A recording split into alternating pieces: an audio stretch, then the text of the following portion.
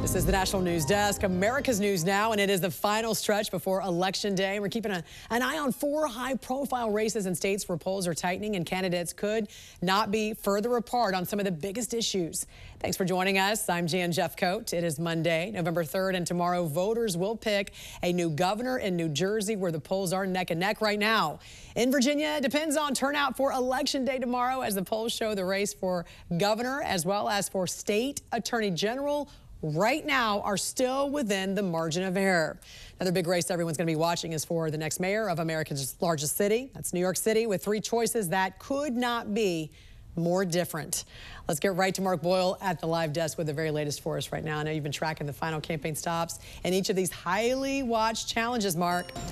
Absolutely. And already, Jan, this morning we've seen some candidates out doing press conferences, trying to drum up support and get voters to the polls as Election Day now just 24 hours away. We are watching this closely with some key races to watch right here. The Virginia governor's race, New Jersey governor, and the other one, New York City mayor's race. That one has been in the headlines, of course, the past several weeks and months, with the Democratic Socialist Zohran Mamdani, Independent Andrew Cuomo, and Republican Curtis Sliwa all in it for this seat there, the mayor's seat. Here's where things stand. The latest poll, Real Clear polling, indicates Mamdani still ahead 45% to 31 and 17.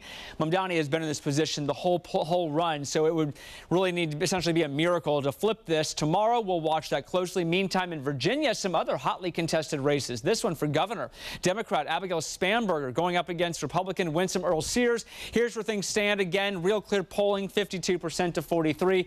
Earle-Sears is going to need a big turnout tomorrow for Republicans. The in-person voting will be key for her if she wants to win this thing. Also watching the state's attorney general race, where things are a little more interesting there after the texting scandal involving the Democrat, after text messages written by Jay Jones surfaced back in 2022 calling for the death of a political rival's family. This race is close. The Republican over the Democrat by 1 or 2 percentage points, certainly within the margin of error. Watching that closely as well. Up to New Jersey now, the governor's seat up for grabs tomorrow between Republican Jack Ciattarelli and Democrat Mikey Sherrill. This is where things stand there. The Democrat 48, close to 49%, to the Republican of 45%. Some polls say the Republican could overtake the Democrat in this race. Polling is just a snapshot. 100,000 or so people, different polls have different numbers. Election Day will be the true tell. We'll watch this very closely for you tomorrow right here on the National News Desk, and stay up to date with the latest breaking news on our website anytime at thenationaldesk.com. President Trump looking to energize Americans in the lead up to Election Day. The president is tapping his political war chest to provide New Jersey and Virginia $1 million each to help elect Republican candidates Jack Ciattarelli and Winsome Earle-Sears. The president also weighing in on the New York City mayoral race. Zohran Mamdani, 34-year-old Democratic socialist. He's the communist, not socialist, communist. He's far worse than a socialist. Some people have compared him to a left-wing version of you, charismatic, breaking the old rules. What do you think about that? Well, I think I'm a much better-looking person than him, right? But what if Mamdani becomes mayor? It's going to be hard for me as the president to give a lot of money to New York, because if you have a communist running New York, all you're doing is wasting the money you're sending there. So I don't know that he's won, and I'm not a fan of Cuomo one way or the other, but if it's going to be between a bad Democrat and a communist, I'm going to pick the bad Democrat all the time, to be honest with you. Do you see Mamdani as the future of the Democratic Party? No, I think the future of the Democratic Party is going to fall, as far as we're concerned, relative to the House Democratic Caucus and members who are doing a great work all across the country. This all comes as the Democratic Party is losing support from its base. A new Pew poll found 67% say they are frustrated with the Democratic Party. Meantime, 69% of Republicans say their party makes them feel hopeful. As we begin a new... And voters still cast their ballots, as we know, with their wallets and their purses in nearly every poll. The economy still the most important issue for voters across all demographics, and still some key races can be determined not by necessarily who you're voting for, but possibly about who you're voting against. Joining us to discuss some key races, CEO of J. Wallen Opinion Research, Justin Wallen.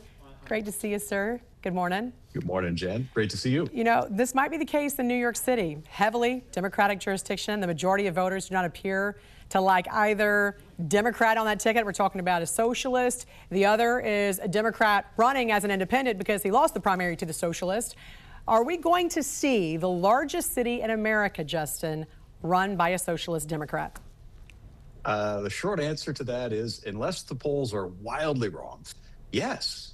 New York City is going to be governed by an openly socialist and, to all intents and purposes, anti-Israel mayoral candidate. And it's fascinating because, yes, it's a sea of imperfect candidates. By all accounts, New Yorkers are not thrilled with their set of choices, but they're going to make a choice. And I think the key message here for the Democratic Party is, are voters making a choice about going far left, or are they making a choice about affordability? And I suspect I know it's the first one. Mamdani's message was excellent. New York just costs too much to live in, and New Yorkers resonate with that, except for the most wealthy. Right, but the way he thinks he's going to make it more affordable, as a capitalist society, everyone knows nothing is free. There's no free lunch. There's no free rides. There's no allowing the government to have price controls at grocery stores, price controls on rent. Those, as we know, historically, will make everything. That actually increases inflation, as we know. Well, I think the Democratic Party and New Yorkers in general, and Mamdani actually, need to look very closely at the success rate of really hard left progressive candidates who have won in deeply blue spaces. Look at San Francisco and Los Angeles district attorneys. Highly progressive policies that were enacted failed miserably, and they were ejected from their seats and replaced by much more right-leaning candidates. So in practice, this is going to be very interesting to see play out. Even in the deepest blue of blue, I don't think it's going to be palatable. Right, and we know these races obviously serve as a referendum, for the party that's not at the White House. So the Democratic Party, which seems to still be searching for some cohesion and messaging. So do they need to win by a large margin in places like Virginia and New Jersey, those two closely watched races? Yeah, they really do. I mean, in these off-cycle elections, as you know, the tide tends to go against the party that's in power. And if the Democratic Party really is accurate that there's a swell of discontent at the head of the United States with the Trump administration, then these races are going to be won by wide margins. And that's really the takeaway. Are these races that close? That probably shouldn't be if the messaging of the Democratic Party is correct.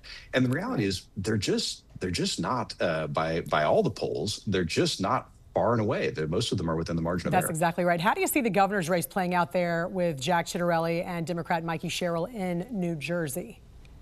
Well, that's a wonderful example of it. New Jersey is an interesting place because it's reliably blues, reliably Democratic for the presidency. But governors go back and forth. And in this case, it's too close to tell. There's absolutely no way to tell who's going to come out on top. And there should be a margin.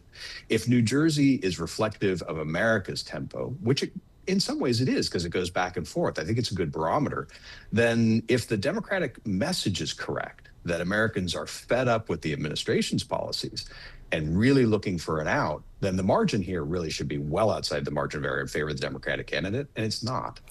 We had some polls that were just wildly off during last year's election cycle. Is there a reason why we're seeing so much discrepancy, do you think, in polling these days?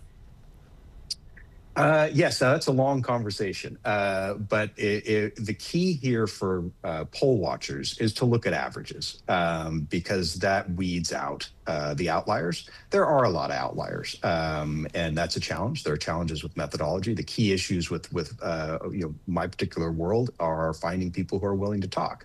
And if you do it correctly, then it actually comes back. The funny thing about correct polls is most of those are internal. And a lot of the public polling, which we see and we go by as barometers, those actually have to deal with price restrictions. Interesting. So, you mean, when you say internal polls, you mean the candidates conducting their own polls. Those tend to be very accurate. I agree with you on that. Now, there's already been plenty of early voting. So how important is today? What does a big turnout at the polls mean for both parties? Who's likely to benefit?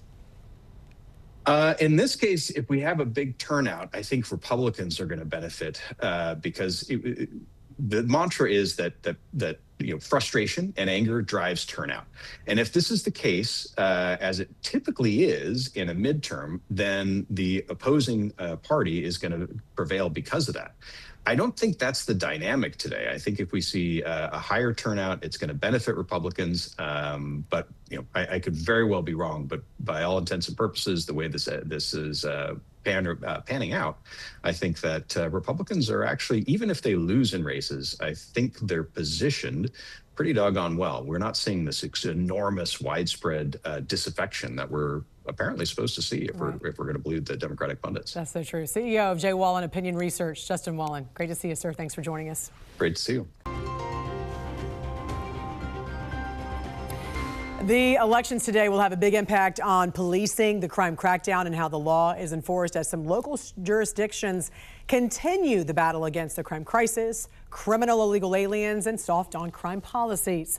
From New Jersey to Virginia and New York City, it's a day that's going to have far-reaching consequences for all law enforcement. Joining us now to discuss is retired FBI Special Agent in Charge and former Superintendent of the Chicago Police Department, Jody Weeks. Good morning to you, sir.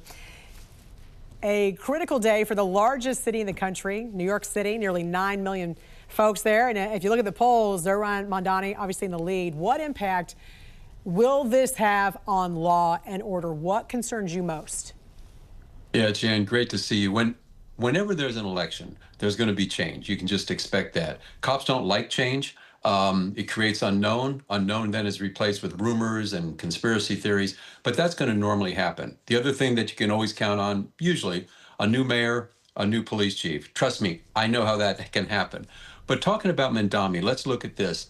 I'm concerned about a couple things. Number one, I was at a conference a few weeks ago, and a lot of the guys and gals from New York City were saying that if he gets elected, there's going to be mass retirements, mass resignations. I don't know if that was really talk around a coffee table or not. Leaving your job is a big deal, but here's what I am very concerned about. If the police do not believe they are backed and supported, they're going to have a slowdown. They will only respond to radio calls. And why would they do that? For protection. You can't claim that I'm racially profiling anybody or going after this group or that group if I'm just answering the radio. I'm just responding to victims. A couple of my friends on the left are deeply concerned that the Trump administration, through the DOJ, is going to institute a DOJ-sponsored patterns and practice investigation.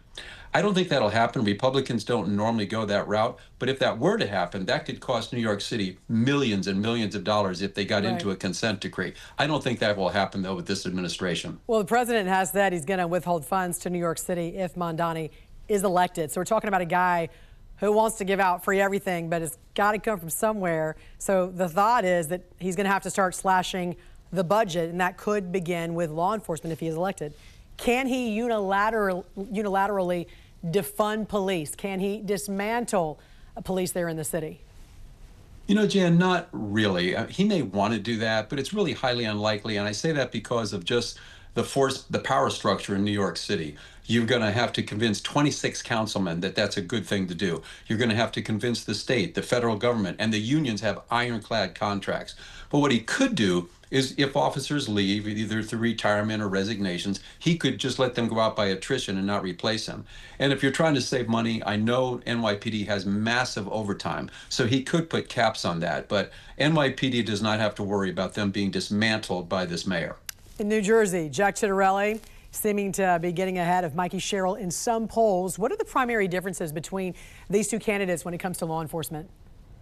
Yeah, it's a little bit more subtle. The big issue, there's two big issues, immigration and then the qualified immunity for police officers. Sherrill has said she doesn't want much cooperation between the locals and the ICE officers. She wants to build community trust, and she thinks that would hurt it. Ciattarelli, he is all in on getting rid of sanctuary city status. He wants to mandate ICE and local cooperation. And if an agency in New Jersey doesn't go along with it, he's going to cut their funds.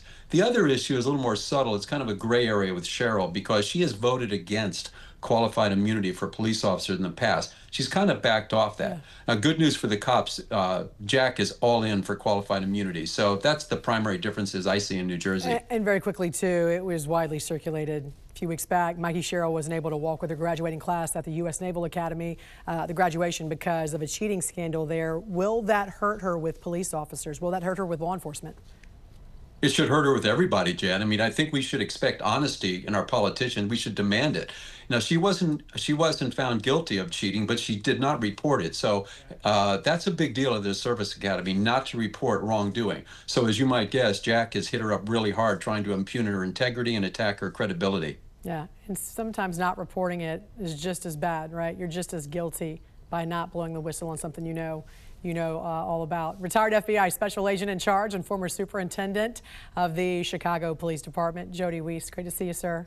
Happy Election Day. You too, Jan. Take care. You too. It is Election Day, and we are watching as the polls open nationwide. The most high-profile races taking place in New York, New Jersey, and Virginia. Thanks for joining us. I'm Jan Jeffcoat. It is November 4th. It's Election Day. Do not forget to vote. We want to get right to Mark Boyle at the live desk with the latest for us right now. And, you know, Mark, the candidates making their final campaign stops last night. They're really hoping to get their message to voters before they head to the polls today. For those who have not already cast their ballot. And most of these people, let's be honest, have probably made up their mind. They're waiting until Election Day, Jan. And we are here, Election Day across the country for many states, of course, as we wake up this morning watching some of these high-stakes races playing out across the country, the different locations. The candidates were out in full force in Virginia, New Jersey, and New York City. Let's take a live look over Capitol Hill here behind me this morning.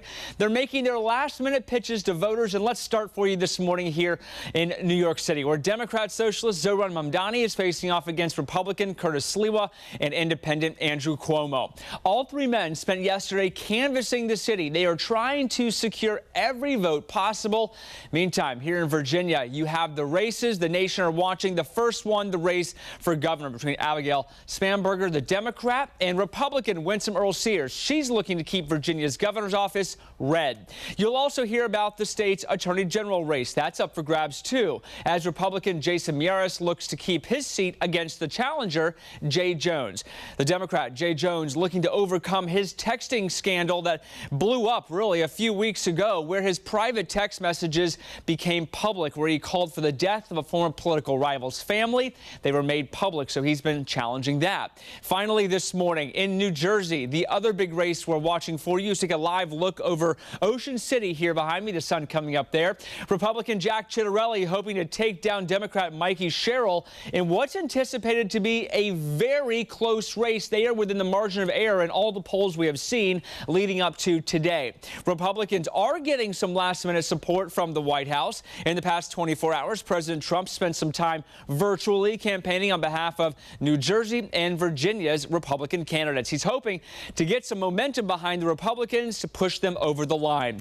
We're going to watch the very latest for you this morning as polls start to open in different locations. For updates throughout the day and tonight, visit our website anytime at thenationaldesk.com. All right. A new report out this morning shows there could be major financial fallout and a mass exodus from New York City if Mamdani gets elected. According to a survey conducted by JL Partners, 9% of New Yorkers said they would definitely move out. Another 25%, or 2.12 million, said they would consider leaving. At the same time, top business leaders are warning of the financial consequences if Mamdani gets into office and enacts his radical socialist policies. Yesterday, billionaire Elon Musk officially endorsed independent candidate Andrew Cuomo just days after slamming Mamdani's policies on the Joe Rogan podcast. I mean, you got to hand it to him. Like he can light up a stage, but he has just been a swindler his entire life. If Mamdani's policies are put into place, especially at scale, it would be a catastrophic decline in living standards, not just for the rich, but for everyone, as has been the case with every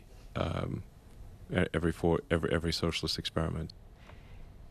And this morning, watchdog groups are also raising concerns about the dire social impacts Mamdani could make with his policies. In a new report, the Institute for the Study of Global Anti-Semitism and Policy stated he has repeatedly declined to condemn the slogan, "Globalize the Intifada," ignoring the fact that the word intifada is synonymous with incitement to kill Jews. Mamdani's rise is the story of how radical anti-Zionism has been repackaged as socialist, populist, progressive politics, and how this ideology now threatens to erode the sense of security for New York's Jewish community.